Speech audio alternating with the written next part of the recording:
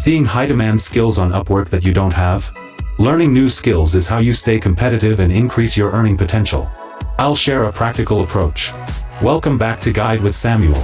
The most successful freelancers are constant learners. First, identify the skills your target clients are requesting. Look at job posts for your desired niche and make a list of recurring technical or software requirements. Then, find the best learning path. This could be a structured online course on platforms like Coursera or Udemy, YouTube tutorials for specific tasks, or even free resources from the software companies themselves.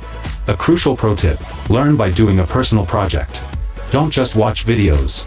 Build a website, write a sample report, or create a mock-up design. This gives you a tangible piece for your portfolio and helps the knowledge stick far better than passive learning. And just like that, you can future-proof your freelancing career. Learning in-demand skills opens the door to better projects and higher rates. What's the next skill on your learning list? For your final question, subscribe for our next video on how to use Upwork learning resources. Thanks for watching.